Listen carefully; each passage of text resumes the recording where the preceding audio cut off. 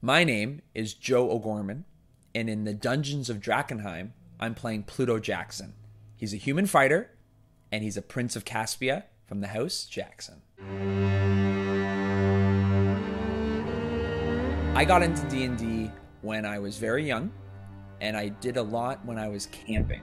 So when I would play with my friends, they introduced me to this idea that you could create these fantastic characters using a set of rules, pen, paper, and then you got to roll dice. When I think about the most fun games I've had, it's in this storytelling. I always love to create my own characters. I always like to play with action figures and come up with different stories.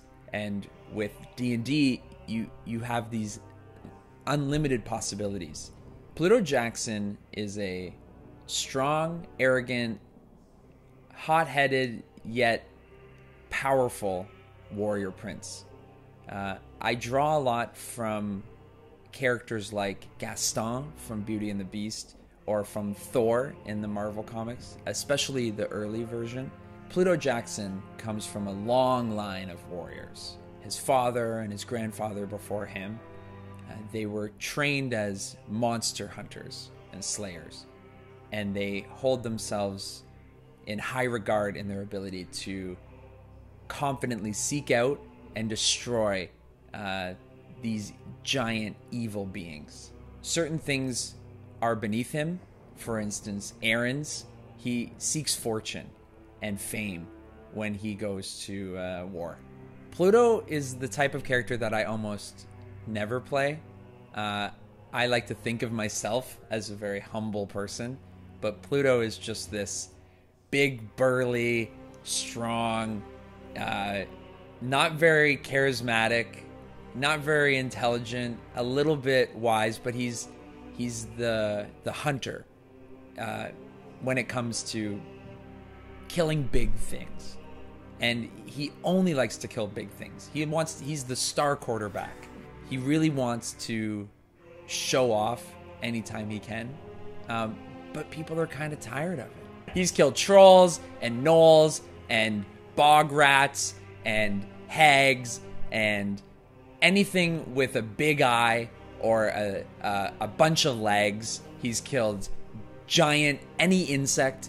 He's destroyed winged creatures and things that come out of the ground. He's killed weird sea creatures that have killed 10 times as many men as him, and that means 10 men. If they are angelic or demonic, he will find a way to stab them in whatever heart they have, whether it be up in their chest or down on their leg. He will find it and he will destroy it because he is not afraid of anything that is of another world. When I think of Drakkenheim, I think of Dark Souls. And one of my favorite things to do in Dark Souls is just get your sword and your shield and you just stare up at these huge monsters and you go, I'm gonna kill you after I die like 6 times. Pluto Jackson came to Drakkenheim originally with almost 100 men. I can't find any of their bodies. What I do have is some new friends that I hope will not join them. Now it's just him and Sebastian. And Sebastian was someone he found while he was in Drakkenheim. Now, with the company of Veo, we're hoping that we can succeed. So you could say things are going pretty well. Through a series of misadventures, my company was slowly whittled down to about 4. And that's when I met Sebastian. I really thought things were going to turn around. And then we went into the sewers. Pluto holds loyalty and honor above most things. He does have his own sense of right and wrong.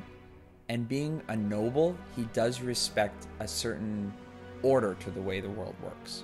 What's going to be difficult is when he finally finds that thing that doesn't fall to his sword. I'm excited about creating a character that tries to follow a very strict order from his family. Now, he's going to meet a lot of interesting people that can help him, but nothing comes above family. I get excited about playing D&D with this group because we have a lot of fun when we make jokes, but we're also able to push things like the storytelling, and we also really get into our character. And because there's a lot of trust there, you can take chances with your character. One of the things I love doing in D&D is failing. I love to fail because failure brings out the most interesting aspects of a character. And it's the problem solving that comes from having a character that has inherent flaws, and how do you play into those when appropriate, and then leverage your strengths to overcome challenges that you may not have been able to do without your comrades. I'm looking forward to killing some really unique, disgusting, evil, difficult creatures. One of the things I really like about this campaign is that it does stuff that I've never had to deal with before. These ideas of this 5-faction civil war with these places that have so much secret to them that nothing gets unveiled until we actually go in and uncover it, where you think you know what's going to happen and there are these left turns. We're constantly on guard. That's the fun. That's the challenge, is how do we navigate this crazy puzzle city? And what's amazing is that it's doing it all inside of a city. Pluto Jackson is actually really excited about meeting all of the different factions and seeing how he can play with them and against them. I like this idea of the shifting sands, where at any given moment we can gain favor and lose it with a faction depending on the choices we make. And that creates a very interesting and dynamic world where not everything is so black and white. What I'm really excited to see is how we try to navigate through these troubled waters in the Dungeons of Drakkenheim. Dungeons of Drakkenheim is our weekly Dungeons & Dragons 5e campaign. The live stream airs Tuesdays at 6 p.m. to 9 p.m. Eastern Time on Twitch TV. You can follow the links below to find the broadcast. And video-on-demand episodes are available the following Friday on the Dungeon Dudes YouTube channel. I really hope you watch.